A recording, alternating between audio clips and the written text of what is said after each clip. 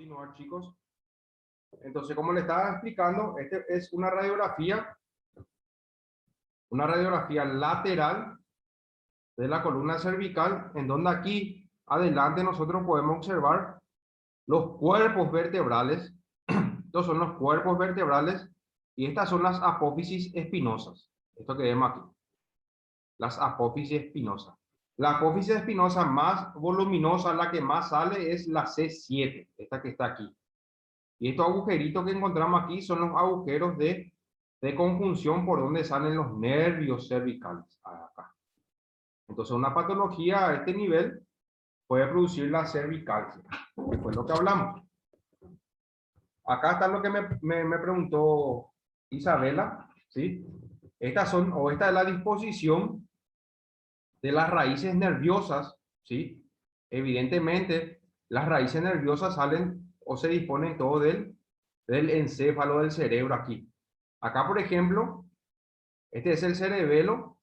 Acá hay un tallo que se llama tallo cerebral y en este tallo cerebral se encuentran los 12 pares craneales, que son los pares del cráneo. Por ejemplo, el nervio óptico, el nervio olfatorio, el nervio facial, el nervio hipogástrico, el nervio espinal. O sea, todo eso aquí están los nervios o los pares craneales.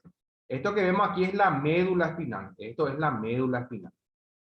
Y de las médulas espinal, de cada segmento de las vértebras salen las raíces nerviosas. Van saliendo, van saliendo, van saliendo. Acá, por ejemplo, nosotros encontramos en el miembro superior, aquí se encuentra esto, se llama plexo braquial. Y de aquí del plexo braquial salen los nervios para el miembro superior. Acá tenemos los nervios espinales que se encargan de inervar a los músculos de las costillas, ¿sí? A los músculos dorsales o los músculos de la espalda. Acá, por ejemplo, tenemos un plexo que se llama plexo entérico, que se encuentra a nivel abdominal, y acá salen los nervios para los órganos abdominales que están aquí. Luego, aquí a nivel de la cabeza, a nivel del tronco encefálico, sale un nervio muy importante que se llama nervio frénico. El nervio frénico desciende y se encarga de darle inervación a un músculo que se encuentra aquí que se llama músculo diafragma, al diafragma. Entonces, muchas veces cuando uno sufre algún tipo de lesión o alguna fractura a nivel cervical y esa fractura cervical lesiona el nervio frénico, el paciente ahí en el instante muere por el nervio frénico. Luego hay otro nervio muy importante aquí que se llama nervio vago, y este nervio vago se encarga de inervarle al corazón, que está aquí. Acá vemos la disposición también de las raíces nerviosas, ¿sí? Entonces, si el paciente, por ejemplo, refiere un dolor a nivel abdominal por la disposición del nervio, porque la información va a la médula y luego va a la cabeza, entonces el dolor puede irradiar de esta zona hasta la cabeza y cuello, que fue lo que vimos hace rato nosotros, que son los dolores referidos. O es lo mismo, si el paciente, por ejemplo, tiene un problema cardíaco a nivel del corazón, por la disposición del nervio vago, el paciente puede referir un dolor también a nivel de la cabeza y cuello. No sé, Isabela, si te estoy respondiendo tu pregunta. Sí, profe, muy bien. Muchas ¿Sí? gracias. ¿Está? Y luego aquí está esto que se llaman metámeras. Las metámeras son, que fue lo que nosotros hablamos hace rato, por ejemplo, C5 y C6. C5 y C6 le da inervación a la cara anterior del brazo, ¿sí? D1 a la cara interna del brazo y el antebrazo. Acá vemos C7, le da inervación a estos tres dedos, al pulgar, al dedo índice y al dedo medio. Y C8, por ejemplo, le da inervación a el meñique y el dedo anular. Acá vemos también a nivel torácico, a nivel abdominal, acá tenemos D1, D2, D3, D4, estos son los nervios espinales. D12, porque hay 12 vértebras torácicas, ¿sí? Y acá, por ejemplo, nosotros tenemos esto que vemos aquí, que son que son los nervios lumbares. Hay 5 vértebras lumbares y por ende hay 5 nervios lumbares. Por ejemplo, L1, L2, L3, L4 y L5. Por ejemplo, L5, ¿sí? L5 y S1. Cuando el paciente tiene una compresión del nervio ciático, el paciente refiere dolor en toda esta zona que ve, donde está mi mouse, acá. En toda esta zona, el paciente refiere dolor por una compresión de nervio ciático. Y el nervio ciático es la unión de L5, hay veces L4 y S1. Entonces, esto se llama metámeras, ¿sí? Dependiendo en dónde refiere el paciente dolor, nosotros podemos saber qué nervio es el que está afectado. Y luego tenemos la dorsalgia, que como su nombre lo dice, es un dolor,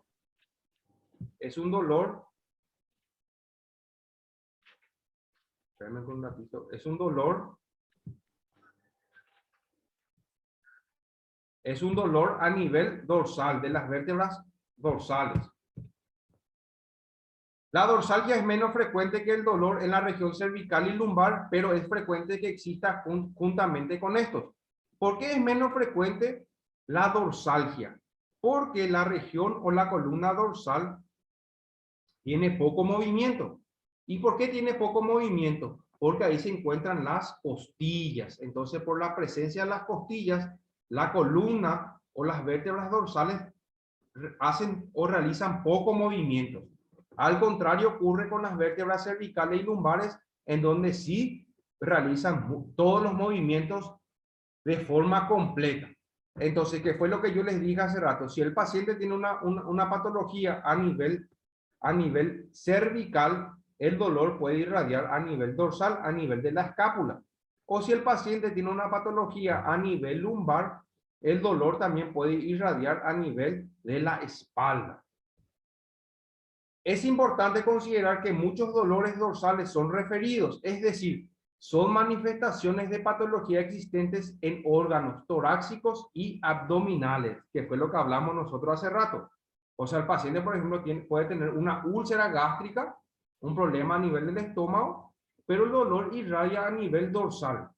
O el paciente puede tener un problema en la pleura, que es la capa que le envuelve al pulmón. Entonces el paciente refiere dolor a nivel dorsal. Esos se llaman dolores referidos. Acá, por ejemplo, nosotros vemos los movimientos o el examen de movilidad de la región dorsal. Esto, por ejemplo, es flexión, esto es extensión, esto es inclinación hacia la izquierda o inclinación hacia la derecha y la rotación. Sobre todo, el movimiento de rotación a nivel dorsal está muy disminuido por la presencia de las costillas.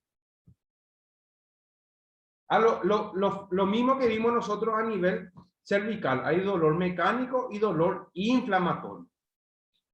El dolor mecánico es cuando afecta, por ejemplo, a las vértebras, una fractura, una hernia, ¿sí? Una enfermedad de Schwarzbach, que es una cifosis o es una cifosis a nivel juvenil, escoliosis, espondiloartrosis, dorsalgias funcionales, ¿sí? Dorsalgias funcionales benignas, por ejemplo. Estos son dorsalgias mecánicas. ¿Y cuál era la característica de la dorsalgia o del dolor mecánico? Que el dolor no es constante, cede con el reposo, ¿sí? Aumenta con los movimientos y no despierta el sueño. Al contrario, la dorsalgia inflamatoria ya es por un problema inflamatorio. Por ejemplo, fibromialgia, espondilitis, osteoporosis, algún tipo de tumor, enfermedades reumáticas. Y el dolor inflamatorio se caracteriza porque el dolor es constante, no cede con el reposo, aumenta con los movimientos y despierta el sueño, que fue lo que vimos a nivel cervical. Después dijimos que la mayoría de las dorsalgias, los problemas a nivel dorsal son dolores referidos, o sea, dolores o patologías que se producen en otras zonas, pero irradian hacia la región dorsal. Por ejemplo, enfermedades abdominales, cardiopatías, pericarditis, aneurisma, herpes zóster, que es un problema o un virus que afecta a la piel, ¿sí? Acá, por ejemplo, nosotros vemos esto, que es la columna vertebral. Estos son los cuerpos vertebrales. Y estas son las apófisis espinosas. Aquí entre los cuerpos vertebrales, aquí se encuentra el disco intervertebral, acá, a este nivel. Y esta es la enfermedad de Scheuermann, que es una escoliosis, o sea, es una cifosis juvenil, esto que está aquí. Está aumentado la curvatura dorsal. Este, por ejemplo, es una radiografía antero-posterior del pulmón o del tórax, Esto que vemos aquí en negro es el pulmón, ¿sí? Que se le llama radio lúcido. ¿Por qué es negro? El negro es por la presencia del oxígeno aquí. Esto que vemos aquí son las costillas de forma más radio opaca, que es más blanco, ¿sí? Las costillas. Y esto que vemos aquí esto es el corazón. Esto que está aquí en blanco es el corazón, ¿sí? Acá en la parte media, por ejemplo, se encuentra en la vértebra. Y esto que vemos aquí, esto es el diafragma.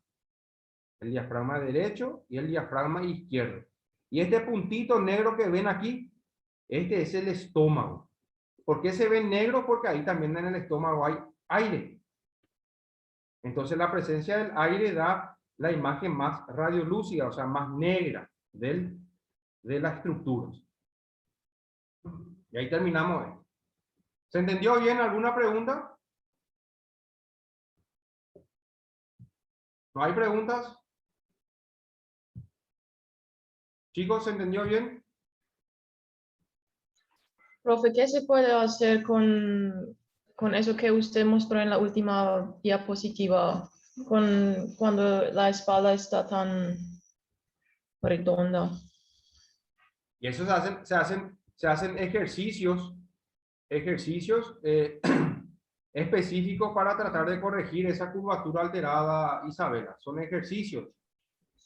Si tenés para anotar, tenés los ejercicios de William y ejercicios de Clapp. Ejercicios de William y ejercicios de Clapp. Esos son los ejercicios básicos para tratar de corregir esa cifosis o una escoliosis. Gracias. Eso puedes buscar e investigar y ahí te van a mostrar con imágenes cómo se hacen esos ejercicios de Clapp y ejercicios de William. Y luego tenemos la lumbalgia, ¿sí? Como su nombre lo dice, la lumbalgia es el dolor que se establece en la región lumbar, ¿sí?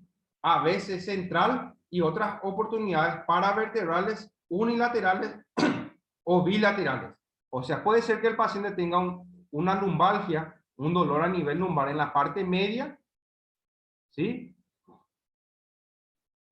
A nivel o lumbar derecho o lumbar izquierdo o lumbar derecho y lumbar izquierdo, que se llama bilateral. Bilateral es cuando es en las dos zonas y unilateral es cuando es solamente derecho o izquierdo. Acá, por ejemplo, nosotros vemos una imagen de la columna vertebral. Estos son los cuerpos vertebrales, estos son los discos intervertebrales, este es el ligamento anterior de la columna. Acá encontramos la apófisis espinosas, estos se llaman apófisis espinosas. Este es ya la vértebra sacra acá. Y aquí, en donde salen las raíces nerviosas, eso se llaman agujeros de conjunción, agujeros de conjunción. Acá, por ejemplo, nosotros podemos observar por levantar un objeto pesado sin flexionar las rodillas, el paciente realiza o se produce una compresión de estas raíces nerviosas y producen las ciatalgias, los problemas nerviosos, ¿sí? Este, por ejemplo, una presencia o una artrosis a nivel lumbar, donde ya se observan las vértebras degeneradas. Acá vemos también una compresión a nivel de la médula espinal o de los nervios vertebrales que vemos aquí. El dolor puede extenderse hacia la región dorsal inferior y más frecuentemente hacia la región sacra o en ambas regiones sacroiliacas, ¿sí? O sea, el dolor puede irradiar o se puede encontrar a nivel lumbar, a nivel sacro aquí, en la parte media, interglútea, entre los glúteos, a nivel de la cadera, a nivel del muslo, en la cara posterior del muslo, a nivel de la cara posterior de la pantorrilla e inclusive hasta el pie. La lumbalgia se acompaña de limitación más o menos acentuada de los movimientos de la zona. Evidentemente, si el paciente refiere a una patología lumbar, los movimientos a nivel lumbares se van a encontrar alterados. Al igual que en la cervicalgia y dorsalgia hay el dolor mecánico y no mecánico o inflamatorio. El dolor mecánico dijimos que no es un dolor constante, ¿sí? No aumenta con los movimientos, mejora con el reposo y no despierta el sueño. Por ejemplo, a nivel lumbar puede ser originado por alteraciones estructurales, sobrecargas funcionales y posturales. Por ejemplo, una escoliosis, una hiperlordosis, una artrosis, una hernia de disco. Eso pueden producir lumbalgias mecánicas. Y la no mecánica,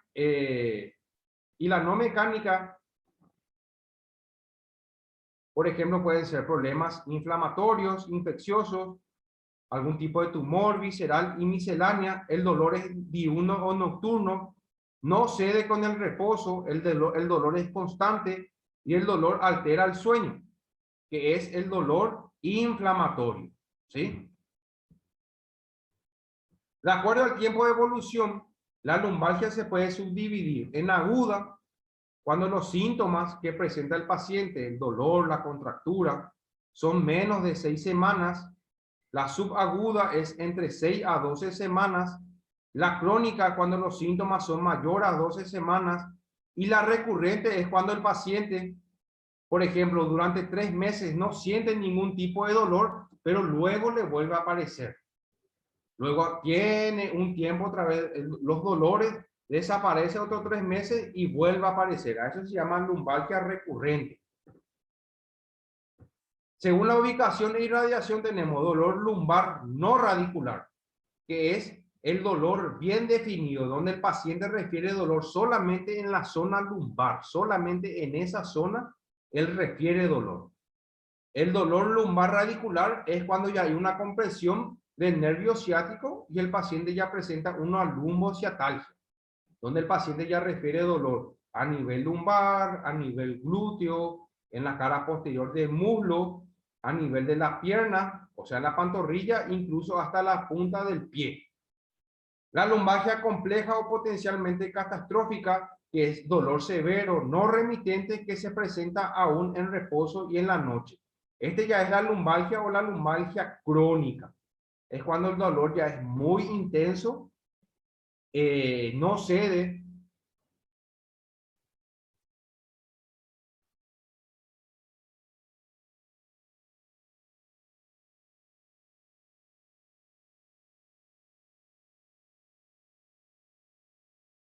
¿Me escuchan ahora? Se colgó un poquito. ¿Me escuchan? Sí, profe. Ok, vamos. Entonces, la lumbalgia compleja o potencialmente catastrófica ya es la lumbalgia crónica, en donde el dolor ya no cede más con medicamentos moderados. Ya tienen que ser, por ejemplo, con algún tipo de medicamento más, por ejemplo, el ketorolac, que se llama Dolgenal, por ejemplo, que es un medicamento, un analgésico muy potente porque ya presenta ketorolac. Entonces, con ese tipo de medicamento únicamente cede el dolor. El dolor lumbar no radicular, que fue lo que dijimos, que no hay una compresión nerviosa, es más frecuente, es el más frecuente entre todo tipo o entre todos los tipos de dolores lumbares. La molestia regional, o sea, se limita a la región lumbar, no se irradia y se modifica con el movimiento o cambios de posición. Por ejemplo, el paciente está sentado, siente dolores a nivel lumbar, le empieza a doler, ¿sí? Ese dolor genera la contractura, entonces el paciente adopta otra posición y el dolor va desapareciendo. También se le llama dolor mecánico, postural, funcional o muscular, ¿sí? Y está asociado a la obesidad y al tabaquismo.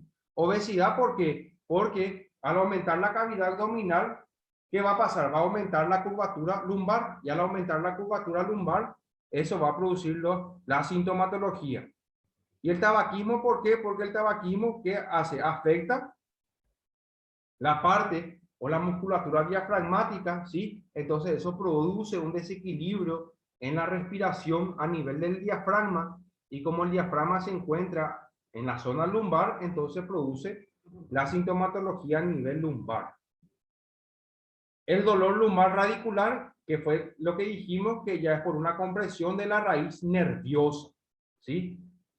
Por ejemplo, que fue lo que les dije, si está comprimido el nervio ciático, L4, L5 y S1, el paciente ya refiere dolor en toda esta zona donde se encuentra en azul. ¿Qué quiere decir? El dolor va a aumentar con el movimiento de Valsalva. ¿Qué es el movimiento del Valsalva? El movimiento del Valsalva es, por ejemplo, cuando vos intentás defecar, ¿sí? Al intentar defecar, ¿qué vos haces? Vos tenés que hacer una presión, una compresión a nivel abdominal por el empuje que tenés que dar. Eso aumenta la presión intraabdominal, y esa presión intraabdominal aumenta o produce un mayor espasmo, una mayor contractura de los músculos lumbares, y por ende desencadena el dolor. Disminuye la fuerza, la sensibilidad, dolor radicular predomina sobre la región lumbar y se irradia por debajo de la rodilla, dependiendo de qué raíz nerviosa a nivel lumbar se encuentra comprimido. Ese es el dolor lumbar radicular.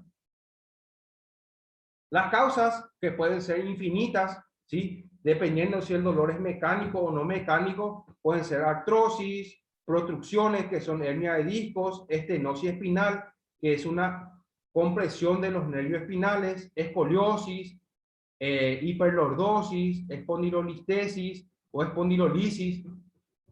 La espondilolisis, por ejemplo, es cuando se fractura el pedículo de la vértebra. Se fractura el pedículo de la vértebra. Vamos a ver si acá hay una imagen. Le voy a mostrar acá. La espondilolisis es cuando se fractura solamente el pedículo de la vértebra. Se fractura solamente esto que está aquí. Esto se llama pedículo. Y la espondilolistesis es cuando se fractura el pedículo, pero esta vértebra se desplaza hacia adelante. O sea, la vértebra que está arriba se desplaza hacia adelante respecto a la que está abajo. Eso se llama espondilolistesis. Y la espondilolisis solamente hay una fractura, y la espondilolistesis ya hay una fractura con un desplazamiento de la vértebra. Alteraciones sistémicas, un CA, que es cáncer, o infecciones espinales. Por ejemplo, infecciones espinales pueden ser una meningitis, por ejemplo. Trastornos mecánicos de la región lumbosacra, por ejemplo, las causas más frecuentes es la distensión muscular, que es una contractura de los músculos paravertebrales o espinales y lumbares. Puede ser un evento traumático, por ejemplo, alzar un objeto pesado, ¿sí? O alzarle a alguien sin flexionar la rodilla, eso genera un espasmo, una contractura de los músculos lumbares, y ahí te empieza a producir la lumbalgia. Al paciente ya le empieza a doler la región lumbar. Hernia de discos lumbares, ¿sí? La hernia de disco lumbar, evidentemente ya hay una compresión del nervio, y ahí ya produce la lumbociatalgia. Espondilolisis lumbosacra, que fue lo que yo les dije, que es la fractura del pedículo de la vértebra. La estenosis vertebral lumbar, en donde ya hay una compresión de los nervios espinales, ¿sí? Y evidentemente al haber esta compresión de los nervios espinales, el paciente ya presenta una lumbociatalgia. Espondilolistesis, que ya es la fractura con un desplazamiento, como dice acá, el desplazamiento anterior de la vértebra. La escoliosis, que es la desviación de la columna vertebral, ¿sí? ¿Cómo se evalúa? ¿Sí? Mediante la historia clínica del paciente, exploración física, que vamos a ver una exploración para saber si hay un problema del nervio ciático, o una radiografía simple o una resonancia magnética. Acá, por ejemplo, nosotros tenemos una prueba que se llama para ver si el paciente presenta una compresión del nervio ciático, que se llama la prueba de Lasague. Prueba de Lasague. Vamos a suponer que el paciente tiene un dolor a nivel lumbar y suele referir parestesias o hormigueos en la pierna. Entonces, con esta prueba nosotros podemos descifrar si el paciente refiere o presenta no una compresión del nervio ciático, donde el paciente se encuentra en decúbito supino. Entonces, nosotros agarramos el miembro, ¿sí?, con una mano por encima del tobillo, y lo que nosotros hacemos es empezamos a levantar la pierna hacia arriba. Si el paciente refiere dolor o los síntomas se agravan, el paciente refiere mayor dolor a nivel lumbar y refiere mayor parestesia, en un ángulo o a 30 grados levantamos nosotros la pierna, y a partir de los 10 a los 30 grados, si él refiere la sintomatología, entonces es positivo el signo de la saglia. Hay una compresión nerviosa a nivel lumbar, ¿sí? Si es o el paciente refiere molestias en un ángulo mayor a 70 grados, eso quiere decir que el dolor refiere por que se está estirando el músculo. Para que sea positivo el dolor, tiene que presentar el paciente en menos de 30 grados, ¿sí? Otra prueba es la maniobra de Braga, que es la que vemos aquí, ¿sí? Donde al paciente nosotros colocamos el miembro en una posición aproximadamente de 60 grados, ¿sí?, o de 40 grados. Pero ¿qué es lo que nosotros vamos a hacer? Vamos a realizar o llevar la punta del pie hacia abajo con esta mano que está aquí. Y al realizar nosotros la punta del pie hacia abajo, y si el paciente refiere dolor a nivel lumbar o se agravan los síntomas de parestesia, entonces es positivo. Tiene una compresión a nivel de L5 o S1 del nervio ciático. Luego tenemos si hay una patología a nivel sacroiliaco, entre el sacro, ¿sí?, a nivel sacro, donde el paciente se acuesta en decúbito supino, colocamos el miembro en esta posición, en una posición o número 4, con esta mano empujamos la cadera opuesta hacia abajo y con esta la rodilla hacia abajo. Y al realizar esas dos presiones, si el paciente refiere dolor a nivel sacroiliaco, entonces quiere decir que la patología es a nivel sacroiliaca, de las vértebras sacras, no es a nivel lumbar. Para que sea a nivel lumbar tiene que ser la maniobra de Braga o la maniobra de la saga. Y acá fue lo que nosotros vimos hace rato, ¿sí? La disposición de los nervios, ¿sí? Dependiendo que el nervio, si está afectado L4, L5 y S1, entonces corresponde al nervio ciático, ¿sí? Las pruebas complementarias, por ejemplo, acá tenemos una resonancia magnética, ¿sí?, de las vértebras. Estos, por ejemplo, son los cuerpos lumbares, L5, L4, L3, L1, L2, L3, L4, L5, y acá ya está S1. Este ya es la primera vértebra sacra. Estos son los discos intervertebrales, lo que vemos aquí en blanco. Esto que vemos aquí en blanco es la médula espinal. Estos son los músculos espinales. Acá podemos observar la apófisis espinosa. Este es el ligamento anterior de la vértebra, ¿sí? Y acá, por ejemplo, nosotros podemos observar que a nivel de S1 de la primera vértebra sacra, acá hay un desplazamiento del disco, esto que vemos aquí. Entonces acá hay una compresión de la médula espinal. Entonces esta compresión de la médula espinal está produciendo la sintomatología. Y ahí terminamos